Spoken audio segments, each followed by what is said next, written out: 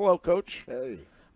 You said last week on this show that a win would fix everything. So is everything fixed? Everything's not fixed. What I would say is a lot of the things that were happening over the last few weeks have been symptoms of losing, and you have to win one game before you can start to stack them together. So that's what I meant. So symptoms of losing, meaning just everybody is Well, everyone has solutions. Yeah. And it's not just in the building; it's outside. I can't even go to a grocery store without. Well, maybe you should change the time of practice.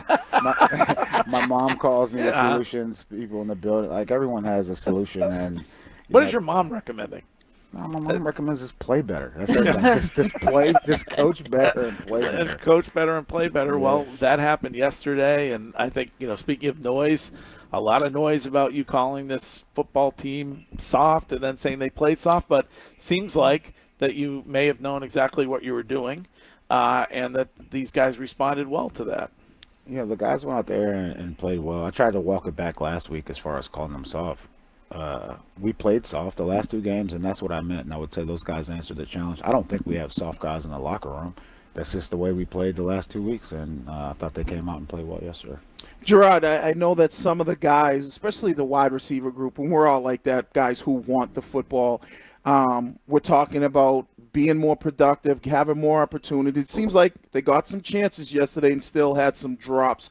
What are some of the issues with maybe the drops that some of these guys have to focus on a little bit better? The issue is the drops. You're exactly right. Those guys, they got open, and good receivers, they get open, they catch the ball, and if they're really good, they run with it afterwards. Mm-hmm. And we had a bunch of drops yesterday, but those are things that we can correct and look forward to those guys taking the next step. But when it comes to correcting that, is that just reps in practice? Is it a mental thing with some of these guys? It seems like some, you brought this up a couple weeks ago with us, where it's okay to talk and demand the football, but then you got to deliver. It seems like I still feel that way. Yeah. And a lot of people, get on the jugs machines and do all this and do all that. At the same time, you don't have a 250-pound linebacker running at you at the same time. Yeah. And so some of those drops were across the middle. We had a couple on the outside, and it comes down to concentration.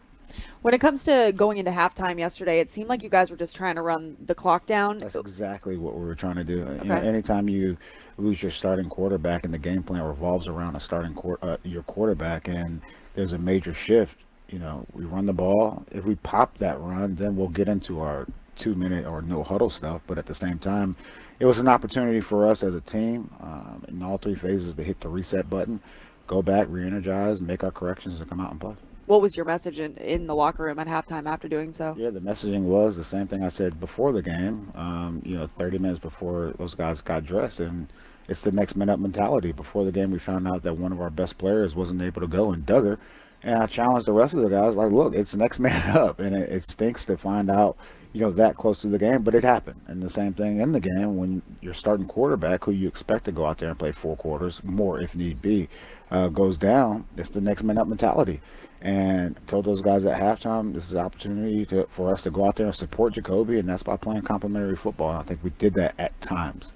Jerod, I thought last week was a massive week for you. Our perspective outside the building, but the noise was at a fever pitch about walking back comments, the locker room, these players.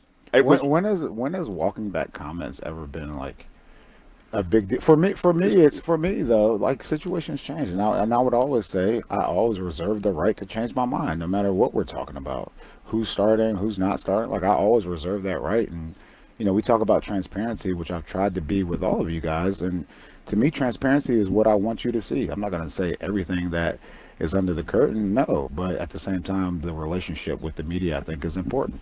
So even in saying that, you say it's at a fever pitch. For me, it doesn't matter. As long as the fam's straight, I'm straight.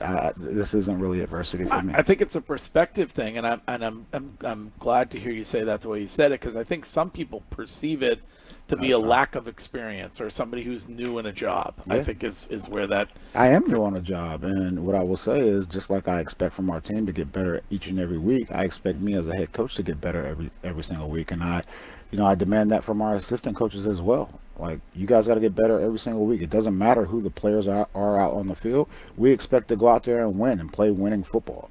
So. Are you also demanding from your assistants a new touchdown celebration every week? Is there a name for that? Look, I'm just happy we're scoring touchdowns if they are celebrating. Was that part of the plan? No.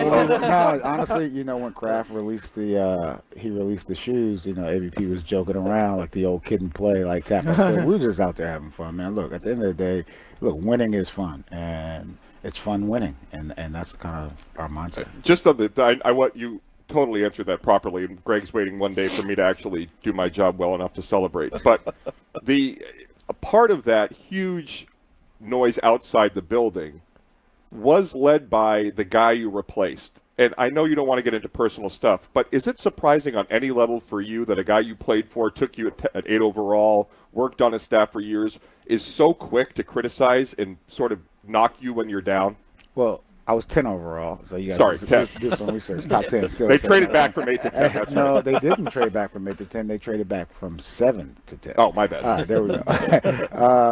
Look, I learned a lot from Coach, and I learned a lot on the field, off the field, all those things. And saying that, I have to do what I believe in, and that's what it comes down to.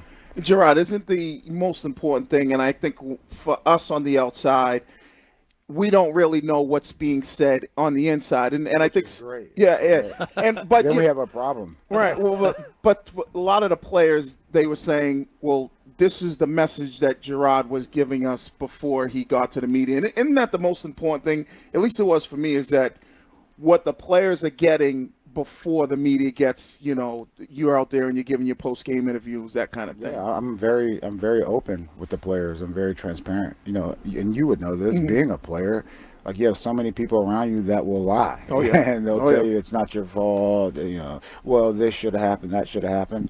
And I feel like my job is to tell you the truth. And I live in truth, and I have no reason to lie. My mom always used to joke around, is it worth going to hell over? I'm like, no, Mom, no. And so I try to be very truthful, and again, like, no matter what the noise is outside, I'm very upfront with our players, and I think they appreciate that. I know you've already said to media this morning that Drake is in concussion protocol. When he came off the field yesterday, what was he feeling? What went into him having to get checked out? And then I know you've said that during halftime, he said to you that he felt like he could go back out there. Yeah, it was it was called down from the league, and they wanted to do further evaluation. When I went in there at halftime, like, he wanted to go back out there, but obviously he didn't pass the test, and not going to get too far into that, but at the same time, he went out there and threw a couple good balls after, I guess, I suppose they put him in the protocol. Yeah. Let me get quick to the Hellman's Mayo question of the week. You can purchase Hellman's mayonnaise at your local Walmart or grocery store to add extra deliciousness and creamy flavor to your game day dishes this football season. On that note, on Drake Maye, Boomer Esiason was on with us earlier this morning talking about young quarterbacks who want to run the ball and don't always take care of themselves. Is that something that you want to keep reminding Drake Maye about? This goes back to, like, darn if you do, darn if you don't, and we should put him in the first week, or we should put him in here, and it's like, at a certain time, like, we're always going to do what's best for the football team. And look, the quarterback is the most important position on the field. I mean, however you feel about that, the quarterback's the most important position on the field, and he has to protect himself a little better. You're sitting right next to a darned if you don't guy who thinks your record would be 4-4 if you had started Drake Maye. And the thing about it, that's fine for him to have that opinion. Like, everyone can have that opinion. We also had a guy go out there and get hit 50 times in 4 games or whatever it is, so it's fine. Yeah. You told the CBS broadcast crew that Drake Maye had a lot to be thankful for, not just in how Jacoby Brissett handles himself and learning, but that Jacoby Brissett took a beating in those first games that allowed Drake Maye to come in healthy. What did you think of Jacoby Brissett's comments after the game, where he seemed to take some of the slights personally from the media and the fans as he went in and won that game in the second half? He's a competitor, and I think, if you do listen to that stuff, you might as well make it a chip on your shoulder so you can go out there and play hard. Well, give us a little insight, because we hear from him, but he's very quiet. And Christian Gonzalez, as far as what we hear from him, when he comes on this station. Give us an insight to what he's like as a player and as a person, because he looks like he has the potential to get into an era of being one of the best corners in the National Football League? What makes him so special? Like, it's been week after week with this guy going against some great players. Yeah, I would say the good corners that I've played with, where we're talking about Talib or, well, maybe not Talib, but Revis and, Gilmore, some of these guys, they're quiet off the field, but once they cross the white lines, it's all business. It's all being a competitor, and that's Gonzo. Like, you can sit here and try to get whatever you want out of him as far as like talking, but when he crosses the white lines, he's a very good player. Momentum-wise, how big was the punt return yesterday? It was huge, and that goes back to the complementary football where 3 and out punt return, and we've been saying it for a while now. He's almost popped a few this season, but good punt return that led to a touchdown. That's what we're trying to do. Does it feel like a respect thing when you hear the outside noise? I know that you try to block it out, but nobody had picked you guys to win in this one. Then Drake goes down, and I think people expected the Jets for you guys to just roll over and die. Like, does the team talk about that? Do you feel like the guys use that to their advantage to go out there and prove people wrong? We use the pressure just to get closer as a unit, and once again, it takes on the team takes on the personality of the head coach and the quarterback. And for me, I'm anchored in something that's a lot different than people agreeing or disagreeing with what I do and what I say. So I'm always going to do what's best for the Patriot organization. And I thank the Kraft family for allowing Elliot and myself to run this organization. You surprised by where Aaron Rodgers and the Jets are right now? I can't, honestly, I don't get into the other teams. I'm just worried about us. I shouldn't say worried about us, but my only concern is the Patriots. Well, does being used to being in the media, does it help you with being able to deal with some of the criticism where people go, "Oh, he doesn't have experience," or which I don't, you've been coaching in the NFL for 8 years, so I don't really understand what that is. But does being in the media help with you not letting that frustrate you? I learned very early in my career at Tennessee. I learned even here in the NFL don't Google yourself, don't type your name into Twitter. Words to live by. Hey, I learned that as a player, and I was Rookie of the Year. And after my rookie year, I was like, everyone around me, I guess, is fickle for the most part, except for my inner circle. So, and once again, like, it's the fan. Look, they pay for those tickets, and they expect to see a team that goes out there and performs well and wins. I understand that.